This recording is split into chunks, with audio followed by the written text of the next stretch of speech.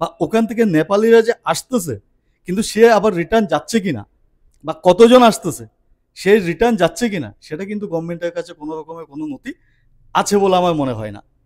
নমস্কার, আমি শঙ্কু সাঁতরা রয়েছে ইন্ডিয়া নিউজ 24 থেকে। দেখুন, কাজের স্বার্থে, সাংবাদিকতার স্বার্থে বিভিন্ন জায়গায় ঘুরে বেড়াই। যেমন এবার আমরা গেছিলাম উত্তরবঙ্গ, আর উত্তরবঙ্গতে প্রায় যাই আমি। উত্তরবঙ্গ ঘুরে ঘুরে একটা জিনিস ভালো করে বুঝলাম যে এসআইআর হচ্ছে, আর বলা হচ্ছে কোথায় কত বাংলাদেশি। দেখবেন সোশ্যাল মাধ্যম থেকে আরম্ভ করে সমস্ত জায়গায় কোথায় কতগুলো বাংলাদেশি রয়েছে, তারা হিন্দু না মুসলিম সেগুলো বেছে বেছে টেনে টেনে বের করা হচ্ছে। কিন্তু এসআইআর কি শুধু এই বাংলাদেশিদের জন্য? এটাই কিন্তু আমার সব থেকে বড় প্রশ্ন।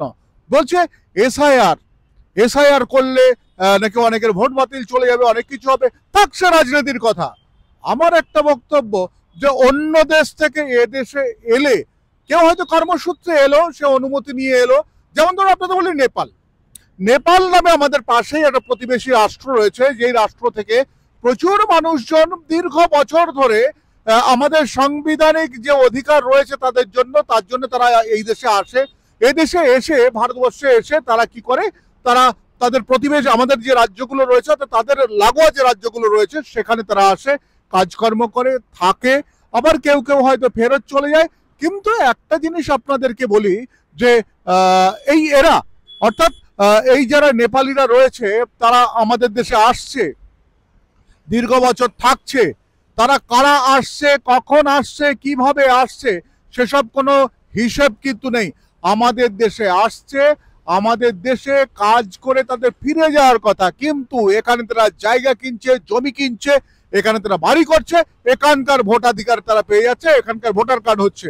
আমাদের ইন্ডো নেপাল ট্রিটি অনুযায়ী হ্যাঁ যতগুলো লোক আসবে তাদেরকে আইডেন্টিফাই করা হোক, এবং এই যে সামনে মহাবিপদ সেটা হচ্ছে এই এখন যে এসআইআর হচ্ছে, তো এসআইআরে 2002 সালকে ভিত্তিবর্ষ ধরে মোটামুটি এগিয়ে যাচ্ছে। তো 2002 সাল পর্যন্ত যে সমস্ত বিদেশি নেপালিরা এখানে আসছে, তো ওরা কি সারা জীবন ভর কি যে এই ইয়েতে থেকে যাবে? তাহলে ভাবুন, এসআইআর কি তাদের জন্য নয়? আমাদের আইন কি বলছে? 1950 সালের আইনটা কি বলছে সেটা কি ভেবে দেখেছেন? অর্থাৎ নেপালিরা এখানে আসছে, ওদের মধ্যে মূল সমস্যা যেটা দেখা দিচ্ছে, আমি বারবার ধরে যেটা দেখেছি, যে সেই সমস্যাটা হচ্ছে যারা নেপালি টাইপের মানুষ, কিন্তু তারা দেখা যাবে 100 বছর আগে, 150 বছর আগে নেপাল থেকে আমাদের দেশে চলে এসছেন, তারপরেই কিন্তু ভোট প্রথা শুরু হয়েছে। তারা এক ধরনের নেপালি।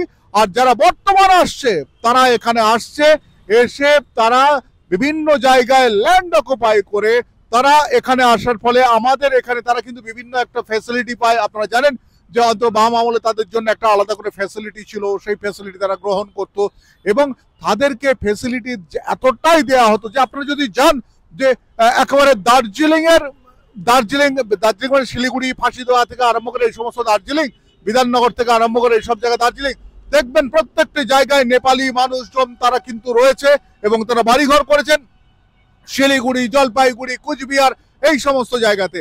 এই এসআইআর যদি বাংলাদেশিদের তাড়ানোর জন্য হয়, যদি এই এসআইআরটা বাংলাদেশিদের জন্য টার্গেট করে হয়, তাহলে কেন এই সমস্ত নেপালি লোকজন যারা রয়েছে তাদের জন্য হবে না? যদি আমরা অল ইন্ডিয়ার যদি গ্রোথ যদি চিন্তা করি, সেই হিসাবে এখানে গ্রোথ 300% বেশি।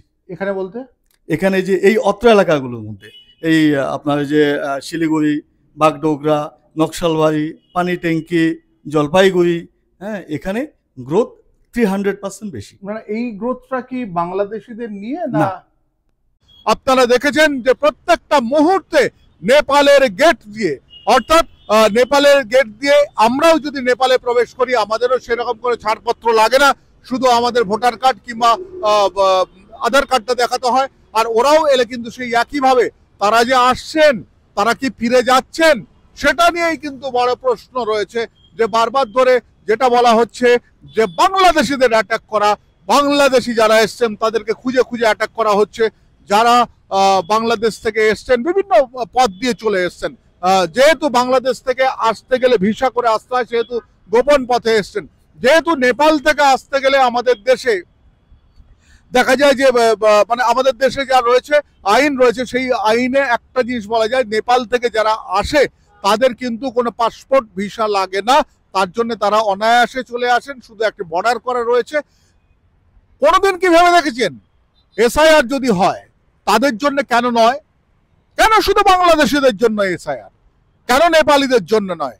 নেপালিদের কি আমাদের যে সংবিধান রয়েছে, সংবিধানে সেরকম কোনো চুক্তি রয়েছে যে নেপালিরা ওখান থেকে আসবে, আমাদের দেশে এসে জায়গা কিনবে, জায়গা কিনে তারা এখানে থাকবে, ব্যাস, তারপর তারা এখানে ভোটাধিকার পেয়ে যাবে, তারা এখানকার সমস্ত সুবিধা পেয়ে যাবে?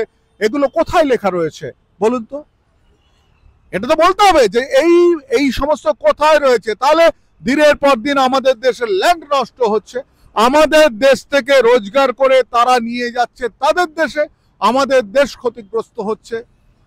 তারা কিন্তু কোনোভাবে আমাদের দেশ থেকে টাকা মানে রোজগার করে কোনো মানি এক্সচেঞ্জের মাধ্যমে পাঠায় না, তারা কি করে, তারা কিন্তু হাতে করে টাকাটা ওই দেশে নিয়ে যায়। অর্থাৎ তাদের যাতায়াতের সময় কোনো স্বার্থ হয় না, তাদের আসার সময় কোনো স্বার্থ হয় না। আমাদের কাছে এই রকম কোনো ডেটা নেই যে সারাদিন ধরে কত নেপালি লোক আসছেন আমাদের এদেশে, অর্থাৎ এই ভারতবর্ষের পশ্চিমবঙ্গে কিংবা বিহারে কতজন আসছেন কতজন যাচ্ছেন, সেই সমস্ত ডেটা কিন্তু নেই। তাহলে এসআইআর, সেই প্রশ্ন, এসআইআর কেন নেপালিদের জন্য এসআইআর নয়, কেন সেটা নিয়ে এখনো পর্যন্ত সোচ্চার হচ্ছেন না কেউ? আমি শঙ্কু রয়েছে আপনাদের সঙ্গে, ইন্ডি নিউজ 24, দেখতে থাকুন।